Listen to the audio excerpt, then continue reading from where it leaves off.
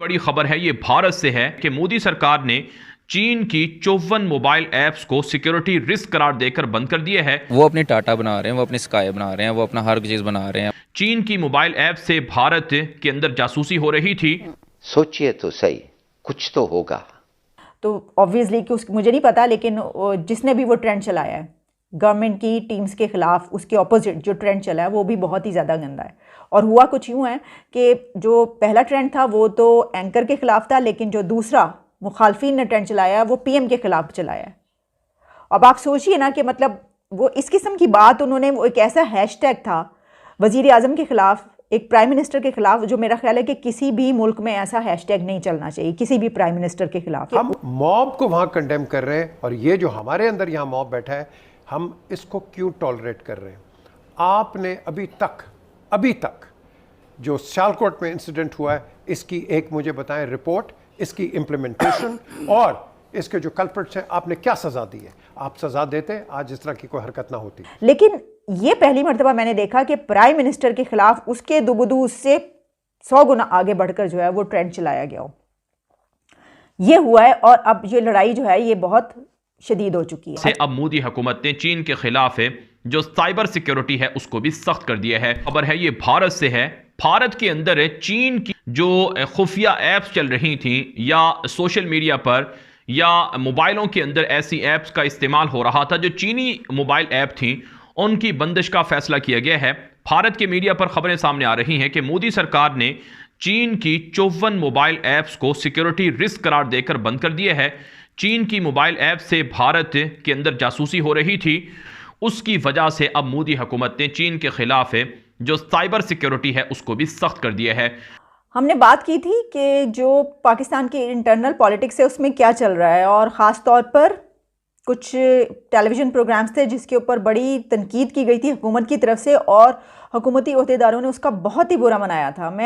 हमने उस पर सरसरी बात की थी कि देखिए ये हुआ है और कुछ खबरें जो हैं इस तरह की आ रही हैं, लेकिन वो मामला काफ़ी बढ़ गया है। और हुआ कुछ यूँ है कि जिस टेलीविज़न प्रोग्राम में एक ख़ास तरह से तनकीद का निशाना बनाया गया था मुराद सईद को, और ये कहा गया था उसमें जो तज्ज़िया निगार थे, यानी जो एंकर साहिबा थी, उनकी तरफ से जो सवाल पूछे गए कि ये पहला इनाम जो है वो क्यों दिया गया, अवार्ड क्यों दिया गया, उसके बाद लोगों ने जो तज्ज़िया निगार थे उन्होंने इसके ऊपर जो जवाब दिया, उसमें मैंने आपको बताया था कि उन्होंने एक किताब का उसके हवाला दिया था उसमें।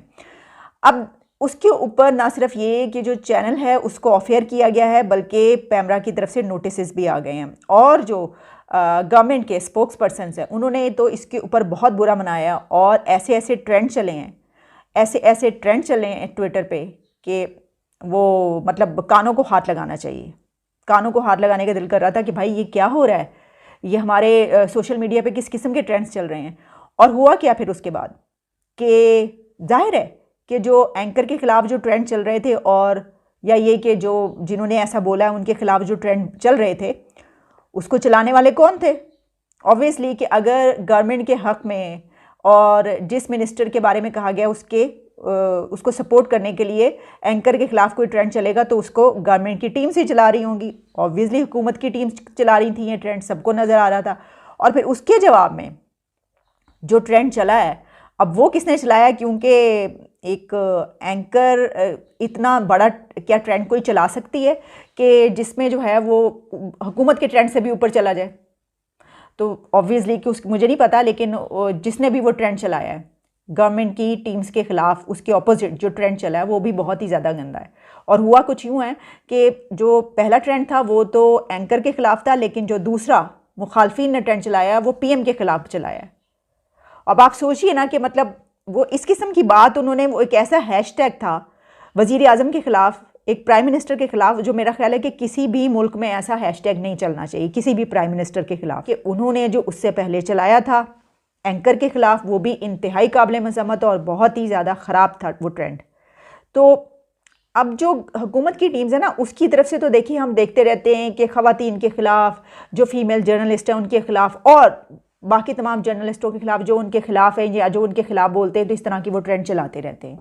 लेकिन ये पहली मर्तबा मैंने देखा कि प्राइम मिनिस्टर के ख़िलाफ़ उसके दुबुदू उससे 100 गुना आगे बढ़कर जो है वो ट्रेंड चलाया गया हो, ये हुआ है। और अब ये लड़ाई जो है ये बहुत शदीद हो चुकी है। हम मॉब को वहाँ कंडेम कर रहे हैं और ये जो हमारे अंदर यहाँ मॉब बैठा है, हम इसको क्यों टॉलरेट कर रहे हैं?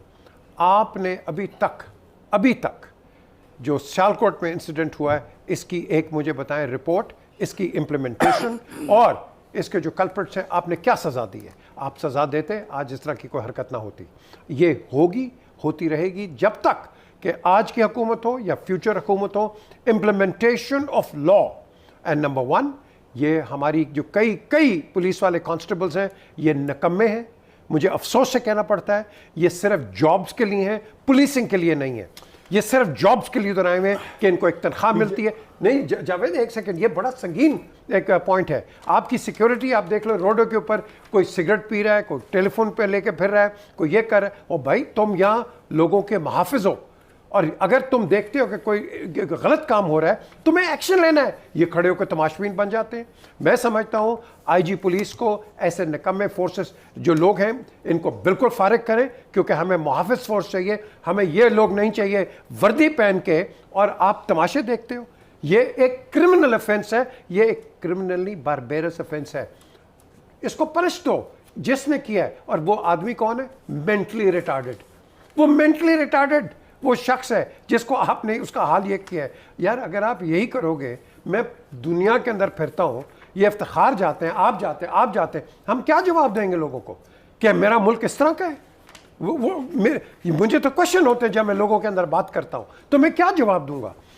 हमें इम्प्लीमेंटेशन चाहिए। देखें, जो मेरे लिए लम्हा फिक्रिया है कि हम वैसे मुआशरा किस डायरेक्शन में जा रहे हैं, और बदकिस्मती क्या है कि हमारी आवाम, हमारा मुआशरा, हमारा कानून और हमारी पुलिस जब कभी ऐसे वाक़यात होते हैं तो तमाशाई बन जाते हैं।